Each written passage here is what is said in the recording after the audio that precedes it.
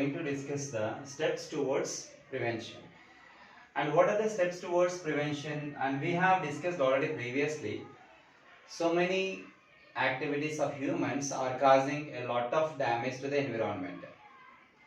And the environment got polluted by the human activities like air pollution, water pollution, land pollution, sound pollution, and also the deforestation, and so many ways like the Kolleru Lake got polluted by the human activities, and agricultural runoff of all these things also we got polluting lot of things around the humans residential areas and near the industrial areas, right? And till now we have discussed that a lot of activities of humans are being polluting the human environmental natural resources. So we are taking finally some steps towards the prevention, not before or after the damage has occurred. Before we have to take some preventions, and we know that because prevention is better than cure. So that instead of after the pollution has done, after the damage has happened, we have to take some preventive measures. And what are the preventive measures are here? That some steps are given here regarding the prevention. Nothing but rotation of crops. Rotation of crops, in other words, generally called as crop rotation. Crop rotation. Right?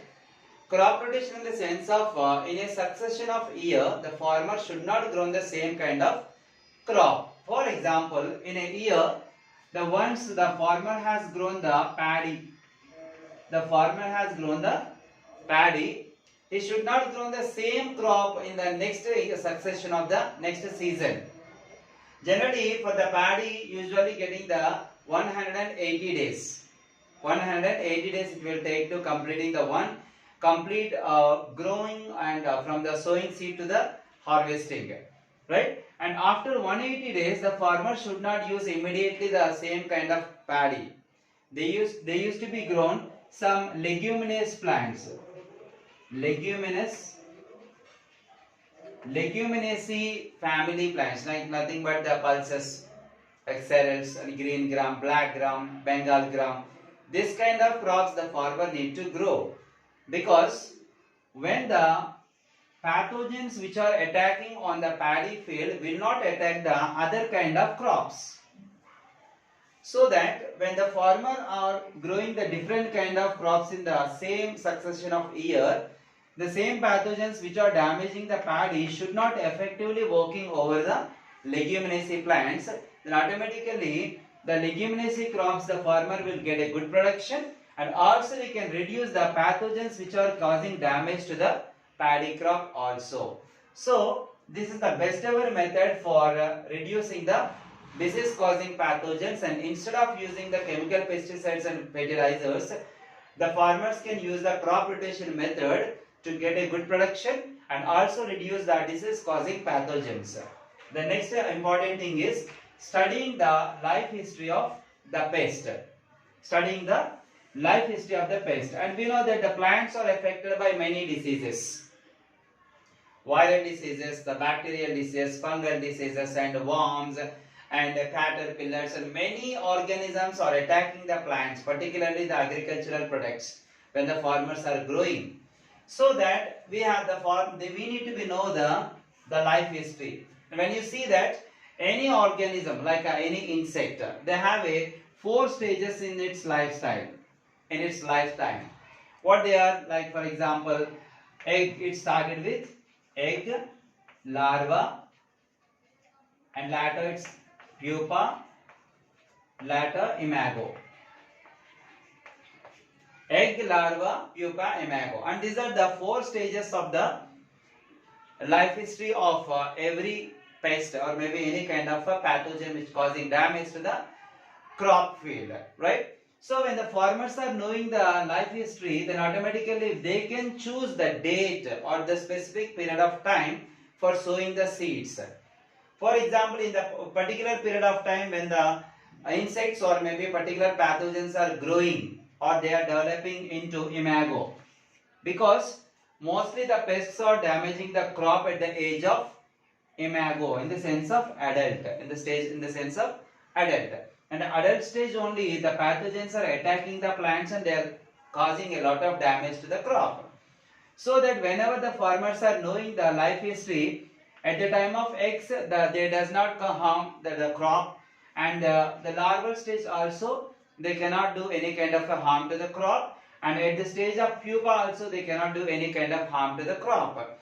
So that at the life history, when the farmers are knowing, before they are growing into imago, the farmer need to plan for sowing the seeds and till the harvesting.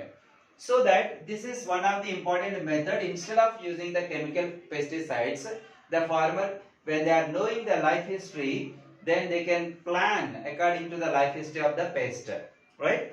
And later, biological control. Biological control in the sense of usually in the environment some birds are naturally eating some insects. For example, in previously we have discussed that in the sparrow campaign, the sparrows are usually eating the locust population. Like that, in the environment or in the nature itself, naturally some organisms are eating the some other insects.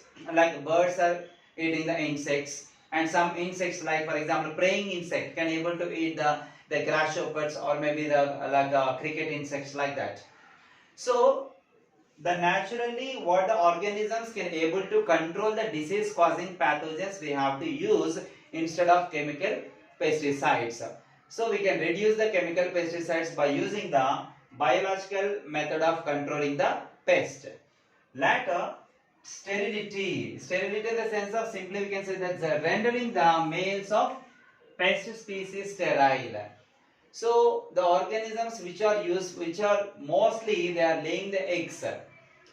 Because of the copulation of the insects only, the females can able to lay the eggs.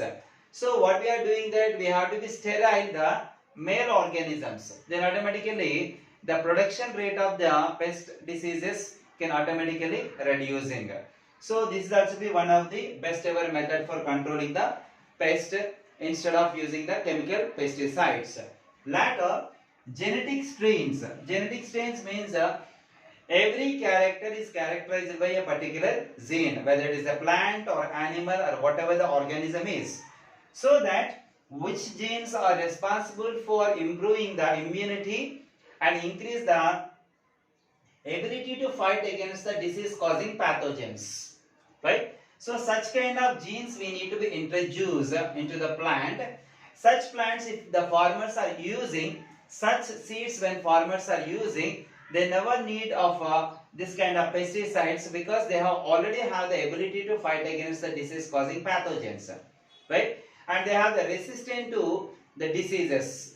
So whenever the seeds are having the resistance power against the disease causing pathogens, then the farmers need not use all these pesticides to kill all the pests. Later, environmental ethics. Environmental ethic in the sense of the human beings are the one of the most ever and the best ever greedy organisms in the world. Why? Because for their sustaining, for their development, for their survival, they are harmed the majority of the organisms in the environment, and they are polluting the total environment. So that what the humans are need this time, they have to be need some ethics towards the environment, because environment is not only for the human beings, that's also for the every organism in the world itself, from the single cell unicellular organisms to the most complex organisms, humans. And every organism in the environment, they have an interlink, and every organism can be interdependent.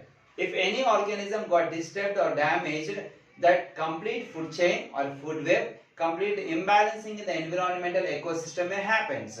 So that while the human beings are growing the crops or maybe developing themselves, they should have some ethics towards the environment. That's nothing but they have to be developed themselves, but without damaging the environment. Nothing but we can say simply sustainable development. The humans need to be developed by themselves. Whatever the growing crops and other aspects, they have to be grown themselves without damaging the environment. This is regarding the environmental ethics. And these are the few steps regarding the prevention. When the farmers are using these steps, then no need to use the chemical pesticides and fertilizers. Then they can automatically avoid the disease causing pathogens and the dangerous diseases which causing to the crop field. And whatever the steps we have discussed, and if you have any kind of doubts regarding this kind of a chapter, and you can post it in the